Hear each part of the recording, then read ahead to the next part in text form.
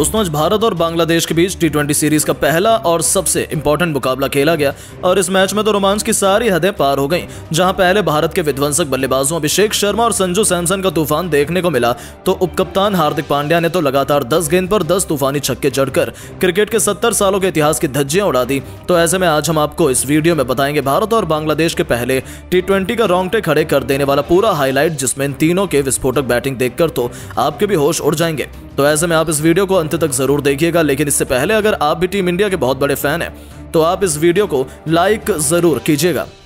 दोस्तों जैसा कि आप सभी तो जानते हैं कि भारत और बांग्लादेश के बीच 3 मैचों की रोमांचक टी20 सीरीज का शुभारंभ धमाकेदार तरीके से हो चुका है। जब यह कांटे का पहला टी20 मुकाबला मुंबई के वानखेड़े स्टेडियम पर शुरू हुआ, वहां टीम इंडिया इस मैच को किसी भी कीमत पर जीतकर बांग्लादेश का घमंड तोड़ना चाहती थी। इस मैदान पर बांग्लादेश के कप्तान नजमुल हुसैन संतो ने टॉस जीतकर पहले गेंदबाजी करने का फैसला किया और इंडिया की टीम को पहले बल्लेबाजी करने के लिए आमंत्रित किया, जिसके बाद में भारत की टीम पहले बल्लेबाजी करने के लिए मैदान पर आई। भारतीय टीम के लिए पारी की शुरुआत करने के लिए आज एक नई ओपनिंग जोड़ी मैदान पर उतरी। भारत के लिए आज अभिषेक शर्मा के साथ में यशस्वी जायसवाल मैदान पर उतरे। इन दोनों पर टीम इंडिया को एक बेहतरीन शुरुआत दिलाने की जिम्मेदारी थी, जहां इन दोनों ने शुरू के 2 ओवर तक संभलकर बल्लेबाजी की और सिंगल डबल से पारी को आगे बढ़ाया। हालांकि शुरू में बांग्लादेश के गेंदबाजों ने भी कसी हुई गेंदबाजी की, लेकिन 2 ओवर के बाद में इन दोनों ने ही अपने गियर बदल दिए और खासतौर पर अभिषेक शर्मा ने एक बार फिर से अपने इरादे साफ तौर पर जाहिर कर दिए। जहां अभिषेक शर्मा ने पहले तो तीसरे ओवर में 2 तूफानी छक्के और एक चौका लगाया, वहीं उसके बाद चौथे ओवर में जायसवाल और अभिषेक शर्मा दोनों ने एक छक्के लगाकर पूरी तरह से बांग्लादेश के गेंदबाजों के ऊपर काउंटर अटैक कर दिया।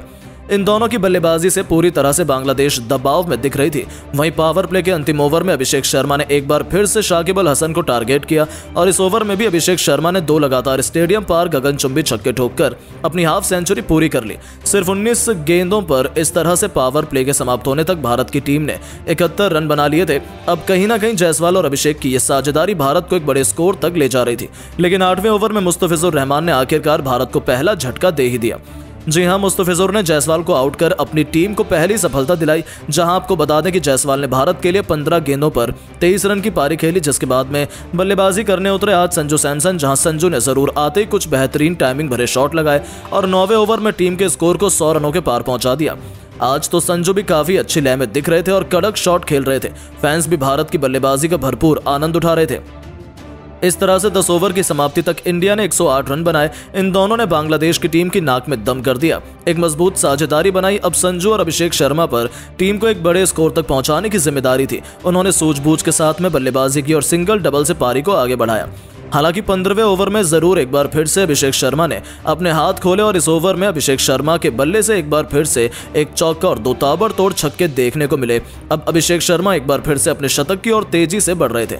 वहीं 15 ओवर की समाप्ति तक इंडिया का स्कोर भी 154 रन तक पहुंच गया था, लेकिन 16वें ओवर में आखिरकार भारत को बड़ा झटका लगी गया। इस ओवर में अभिषेक शर्मा बड़ा शॉट खेलने के चक्कर में मेहंदी हसन का शिकार बन गए।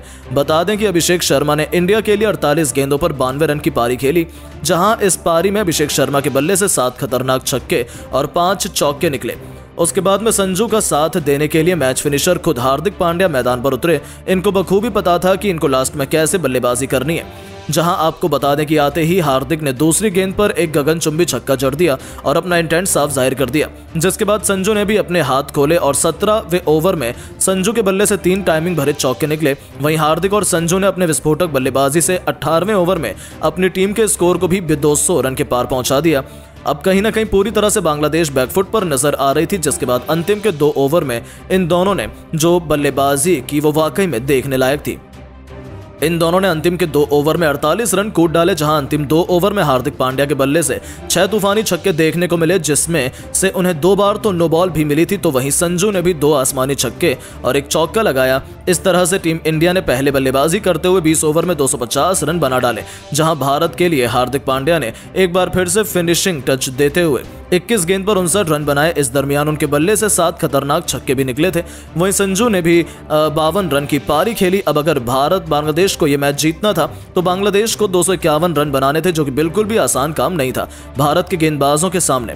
जिसके बाद में जब बांग्लादेश की टीम इस लक्ष्य का पीछा करने के लिए आई तो उनको आज एक बेहतरीन और ताबड़तोड़ शुरुआत चाहिए थी, क्योंकि लक्ष्य काफी बड़ा था, लेकिन लक्ष्य का पीछा करने उतरी बांग्लादेश की शुरुआत काफी खराब रही।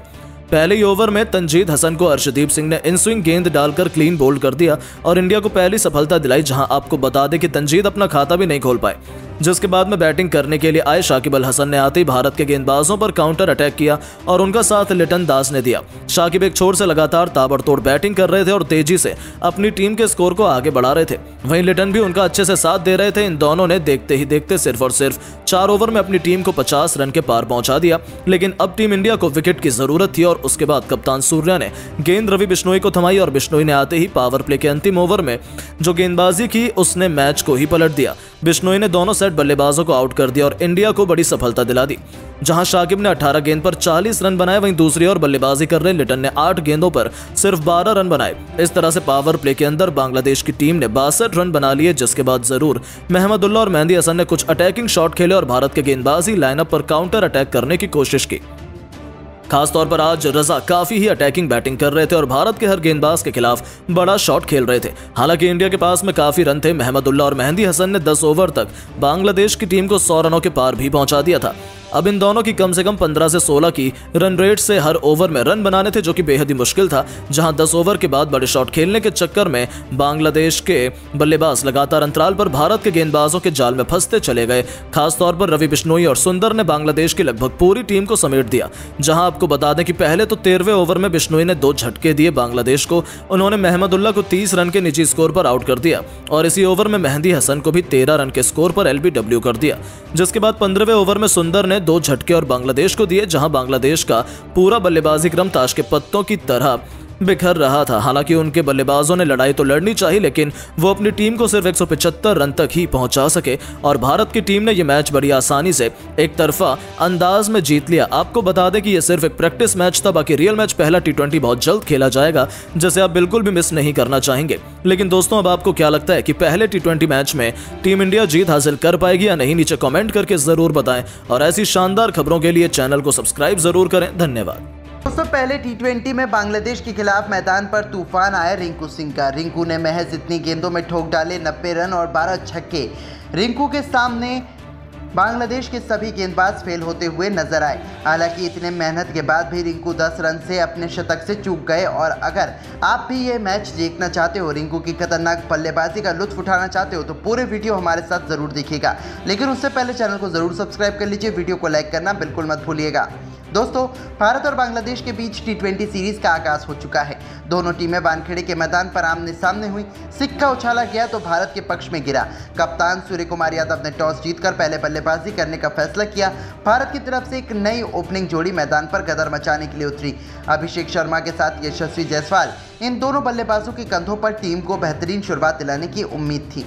लेकिन यशस्वी जायसवाल केवल 15 रन बनाकर पवेलियन लौट गए। वहीं अभिषेक का साथ कप्तान सूर्य कुमार यादव ने निभाया और भारत की लुढ़कती हुई पारी को संभाला। दोनों ने मिलकर अर्धशतकीय साझेदारी बनाई, लेकिन 32 रन बनाकर अभिषेक शर्मा भी पवेलियन लौट गए। टीम इंडिया मुश्किल घड़ी में आ चुकी थी। इसके बाद सूर्य कुमार यादव और ऋषभ पंत ने भी मिलकर टीम को मजबूत स्थिति में लाकर खड़ा कर दिया।